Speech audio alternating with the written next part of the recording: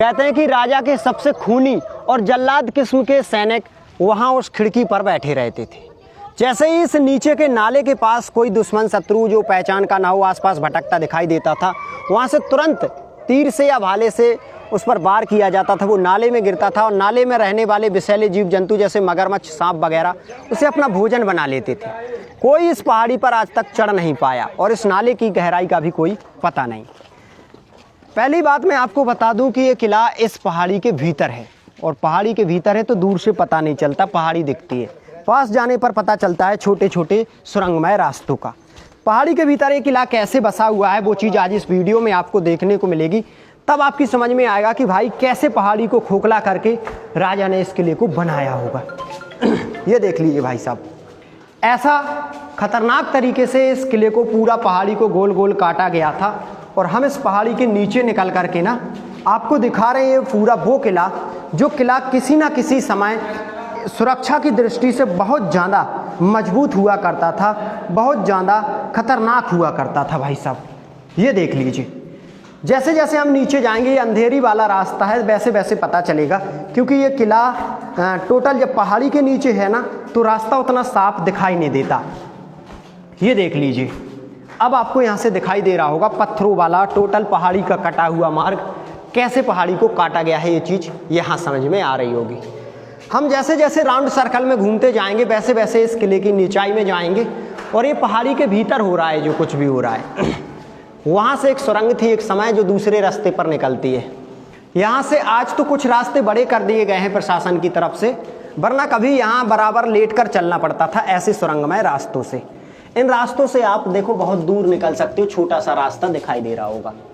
ये पहाड़ी वाले कटीले रास्ते, ये खतरनाक रास्ते राजा यानी यदुवंशी राजा भिल्लम सिंह पंचम के टाइम के हैं। 1187 ईस्वी में ये बनाए गए थे।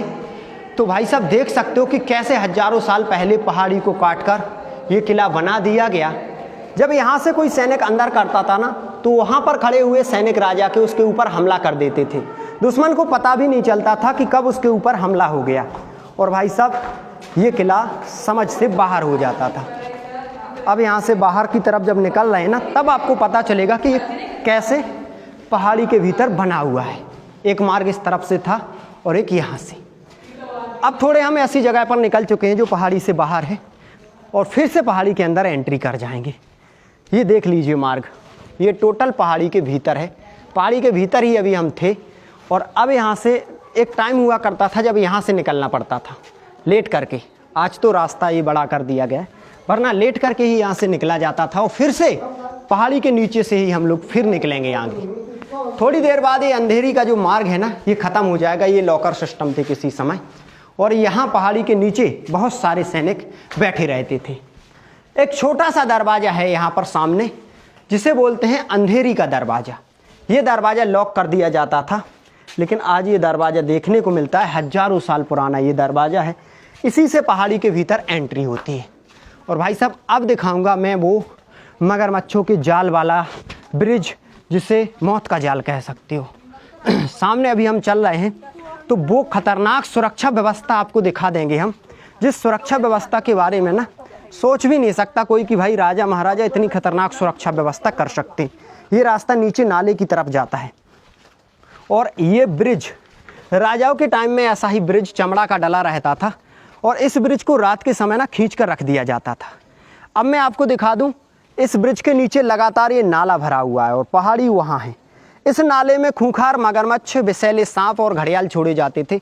जैसे ही कोई इस ब्रिज के नीचे जाता था वो समझ लो उसका काम तमाम हो जाता था, और दोनों तरफ भी सैनिक बैठे रहते थे इस ब्रिज की सुरक्षा में, ऊपर भी नीचे भी।